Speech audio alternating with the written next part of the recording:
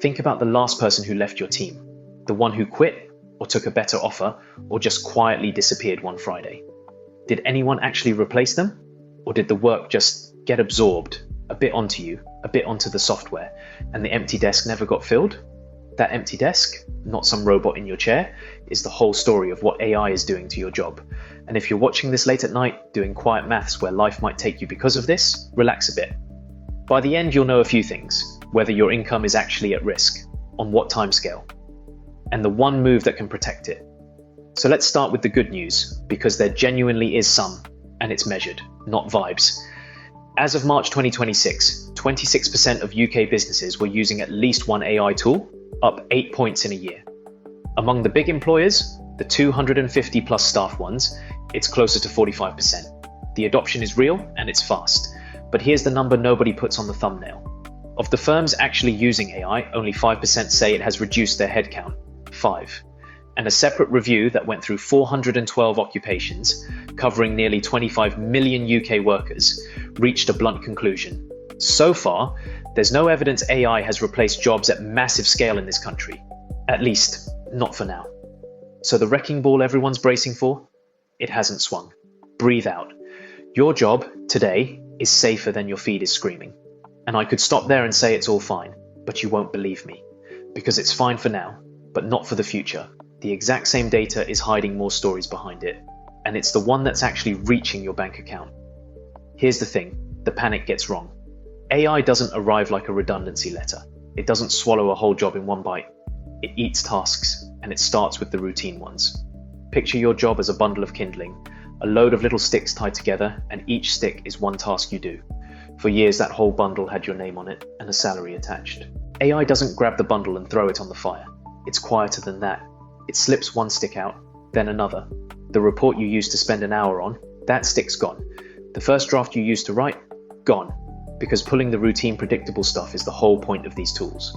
They're brilliant at the first draft and completely useless at deciding what it means, or calming down a furious client, or carrying the blame when it all goes wrong. And nothing feels dramatic. You're still there, still busy, until a manager looks at your bundle and the bundle 2 desks over and notices they're both a lot lighter than they used to be. And the question isn't, should we replace Dave with a robot? It's, do we still need 2 bundles here, or 1? That's how it actually reaches you, not a machine in your seat. Your bundle quietly getting light enough that 2 roles become 1. Though how neatly that picture fits depends on where you work. In a small or mid-sized firm, you wear a lot of hats. Your bundle is genuinely fat, so AI pulls one routine stick and it thins slowly. But you can also evolve and find genuine value-add elements. In a giant, hyper-specialized corporation, a role is often a single node in a much bigger machine. One engineer owning one narrow slice of it. There, your whole job is pretty much one stick. And when AI eats that task, it eats the whole role. Not a slow thinning, a clean cut. Same force with a very different shape. A gradual hollowing where jobs are broad. A sharp cut where they're narrow. Now, here's the part which is scary. Everyone, me included, has been staring at the firing numbers. It's the headline that makes you read it. But that number was always going to be tiny. Nobody walks you out and writes replaced by ChatGPT on the paperwork.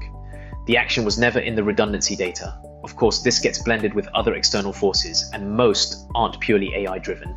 But for AI, it can usually be seen in the hiring data. And there, it is brutal. Entry-level job postings in the UK have fallen by around 1/3 since ChatGPT launched, the lowest in 5 years. In the most automatable functions, it's carnage. Junior accounting and finance roles down roughly 50%. Entry-level IT down about 55%. Deloitte, EY, KPMG, PwC, the big firms, are openly cutting graduate intake as the tools swallow the tasks juniors use to cut their teeth on. When a machine less than minimum wage can produce similar results more quickly and the company doesn't have to pay extra taxes, it's too enticing to say no to. That's the twist. The AI layoff wave everyone's scanning the news for? It is cutting deep without the redundancy headlines. It just happened to the jobs that were never posted, the empty desks that never got filled. You couldn't see it until the national statistics get released, but by then, it's a reactive problem that is already too late. Spare a real thought for the people standing in that gap.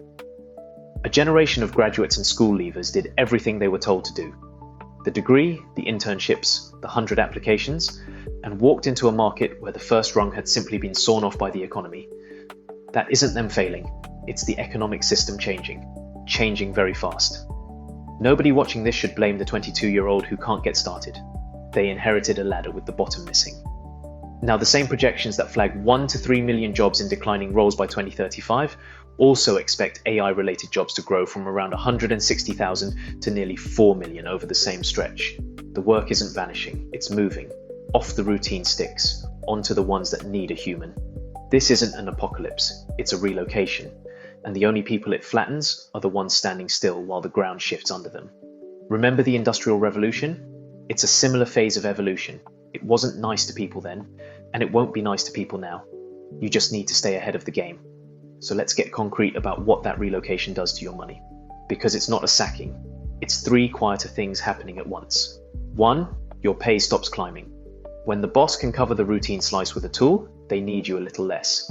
And it shows up in the offer. They might be looking for less experience and skills because AI can cover a major chunk for significantly less. 2, your ladder gets shorter.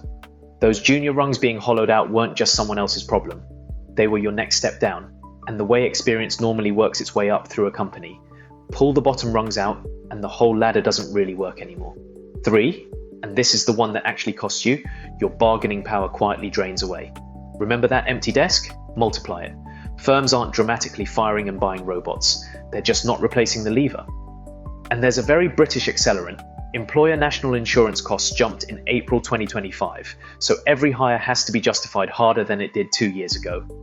Add a tool that stretches each existing person further, and the maths writes itself. Do more with the same people, or fewer. None of that is a villain twirling a moustache. It's a spreadsheet, but it's why the squeeze shows up not as a P45, but as the pay rise that stalls, the promotion that quietly doesn't happen, and the job that simply never gets advertised. So here's what I'd actually think about doing. Opinion, not instruction. You know your own life. First, climb your own bundle. Deliberately move your week toward the sticks a machine can't pull out. Judgment, relationships, owning the outcome, the messy human stuff. Be the person who directs the tool and carries the result, not the person doing the task it now does for free. Second, learn the flashy AI tool your company just paid for. Not to become a techie, just enough to be the one everyone turns to. In a softening market, she's the one who gets the good stuff out of it, is a rung all of its own. Be the expert on the thing they can't unbuy, and they need to keep the expert. Third, protect the money while you do it. A cash buffer of a few months spending turns "I'm terrified" into "I've got time."